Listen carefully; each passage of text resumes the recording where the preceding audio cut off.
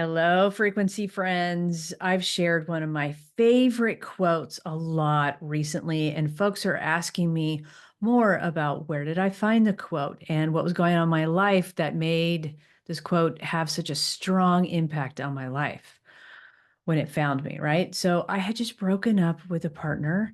I had heard about the book Wisdom Rising on a podcast. So I ordered it right away. And it really came at a time to help me remember something so important at a critical time in my life. And it was that I am dynamic. I am not singular. I am not sweet or a spicy, strong or weak, powerful or passive, or the Madonna or the whore. And I think this book can help you gain some sharpness and some clarity to help you remember your intuitive nature. And it can offer a way at looking at your life through an empowered feminine lens and not through the patriarchal lens. The patriarchy is so into that binary thinking, right? Like the world I grew up on, it was built on like linear thinking. The patriarchy thrives on that dichotomy of this or that, like that sweet or spicy, strong or weak, powerful or passive. You got to be the Madonna, or you got to be the whore. It's just simply not true. You have to be one or the other. But the feminine is so much more. It's secular, it's the whole. It's sweet and spicy and powerful and resting and sensual and sexual and everything in between. So if you've ever felt that pressure to be and have to be in that narrow box, then this episode is for you. If you've experienced Catholic guilt, this episode is for you. If you're looking to reach your edges and some sharpness for clarity, this episode is for you. And if you like that philosophical approach from Carl Jung, then let's dive in. I lean towards ancient traditions. My ecofeminist approach is rooted in these ancient traditions. I'm nearly 50 now, but when I was in my 20s, I lived in Nepal. This is really where I discovered river love. I was researching and photographing sacred feminine divine sites while contracted as an adventure consultant. And Nepal is where I started curating photography shows to raise awareness for river conservation. I have a great interview with Betsy Damon where I go more into that, but I'll let you find that podcast on your own and on your own time. But during this time in Nepal, I felt this huge surge of power from art. I had visited temples and ceremonies and studied tankas and mandalas. And these mandalas were beautiful works of art created in this secular fashion that keeps your eye moving around the artwork in a circle. And I really lean towards these mandalas as art and teaching tools because art is a very powerful communication tool. So introducing the wisdom dakinis in the book, maybe I bought the book so I could see really great mandalas, but inside the book, it has great mandalas, but this book turned out to be something so far deeper. Alone is a female spiritual leader, which is something we don't see much in this world, but she teaches us about five dakinis. But it's more than just the art or teaching, it's five ways of knowing. It's each dakini represents a family of consciousness. It's five styles of emotional states that can transform into energy, powerful energy. This book can help you alchemize your life events through feminine energy. You're not just one thing, you're all things. The more centered and grounded you are within, the clearer you will be when you hit that life turbulence. And right now, as we are in the Northern Hemisphere, we're hitting that fall season, the season of following the trees and letting go of stuff that no longer serves us, which can really bring up all sorts of unresolved feelings and challenges, and maybe that's a relationship that needs to be released, or maybe that's an old habit that's holding you back. Letting go can be painful, but so necessary. Meanwhile, for those that are maybe listening to this a little bit later, or maybe you're in the Southern Hemisphere and you're entering that time of spring, a time of new beginnings and growth and pushing through those pain points to see the light, when you're growing exponentially. But growth doesn't always feel comfortable. We know that.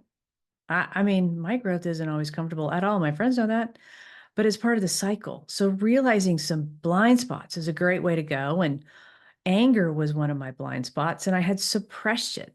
And one of these dakinis just hit me like a thunderbolt, because for a lot of time growing up, I had been taught to suppress my anger. And this was even after I had come to grips with it and even gone through a legal thing. But my dad literally told me, like, calm down, go take a nap, of all things. So it made me feel small and powerless, and just really didn't help me examine or talk to my anger. I was really drowning in those other expectations. And I've just come to realize that the problem wasn't my anger. It was the fact that I had been denying a very vital part of myself. I was trying to fit into the mold that was never meant for me. And these dakinis in the book, one of them especially, is representing this kind of anger that's like not destructive, it's clarifying, it's sharp. And anger can be that fire that burns away the lies and reveals the truth. The patriarchy tells us that anger is dangerous. It makes us less feminine or less worthy, more hysterical. You've heard that one. But what if our anger was actually the key to breaking free? When I focused on the image of the dakini in the mandala before me, something shifted. My anger was not the enemy. It was a guide. It was my mirror showing me what was wrong in my life. Yeah. I realized my anger was pointing me towards my true path. And for that, I am deeply grateful for these teachings and the Dakini teachings, and embodying and embracing all these emotions. But this journey isn't just about me, it's about all of us. The patriarchy has kept many of us in that state of Catholic guilt, or feeling like we're never enough. Like we have to go back in and go fit back into those tiny boxes.